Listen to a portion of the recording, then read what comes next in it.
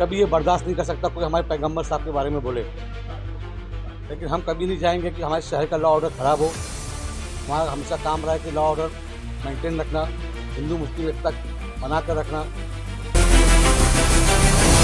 रामगिरी महाराज आहेत, त्यांनी जे अपशब्द वापरले आहेत, त्यांनी ते अपशब्द वापरले म्हणून त्यांना अटक व्हावी आणि त्यांना चांगली शिक्षा व्हावी।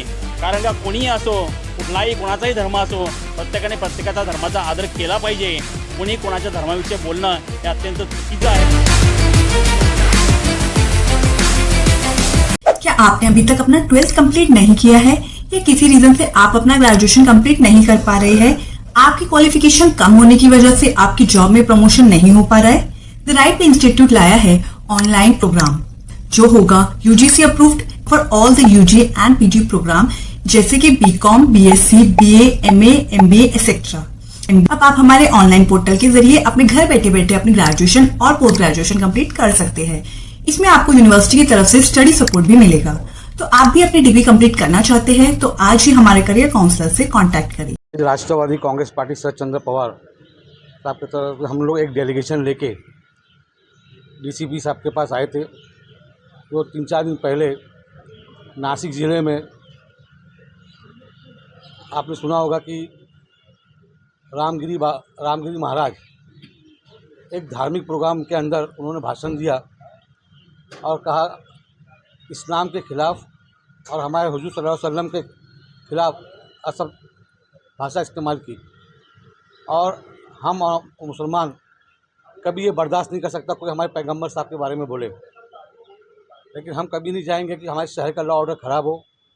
हमारा हमेशा काम रहा है कि लॉ ऑर्डर मेंटेन रखना, हिंदू मुस्लिम एकता बना कर रखना।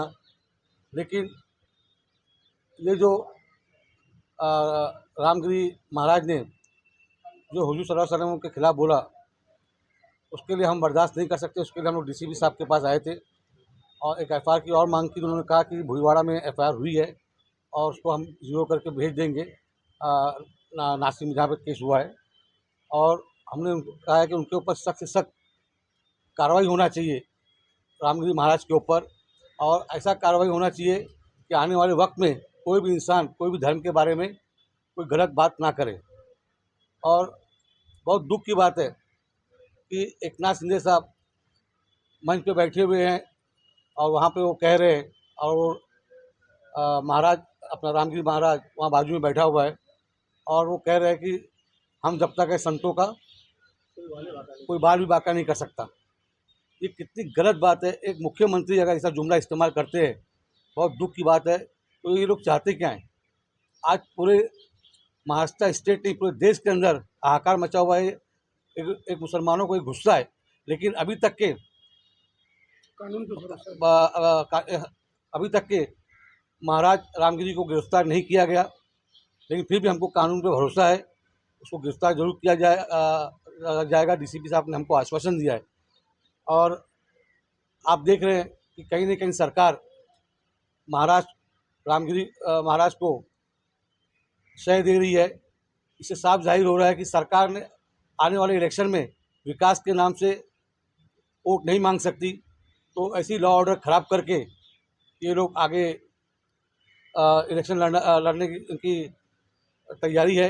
लेकिन मैं इतना बताता चलूँ, आज चाहे हिंदू समाज के हों चाहे मुस्लिम समाज के लोग हों, सब होशियार हो गए हैं। आज ऊपर वाले की मेहरबानी है, आज हमारे हिंदू मुस्लिम की एकता है और उसको हमको कायम रखना है।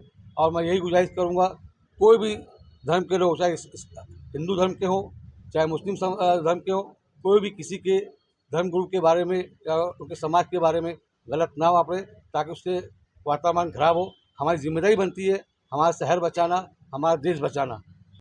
नाशिकमध्ये जी घटना घडलेली आहे आणि मुख्यमंत्री साहेबांच्या समक्ष जी घटना घडली, जे रामगिरी महाराज यांनी इस्लाम धर्माविषयी जे अपशब्द वापरले आणि त्याच्यामुळे संपूर्ण या देशामध्ये नवे संपूर्ण महाराष्ट्रामध्ये एक दहशतीचं वातावरण निर्माण झालेलं आहे आणि हिंदू मुस्लिम तेढ निर्माण होईल अशा प्रकारचे त्यांचे हे अपशब्द आहेत।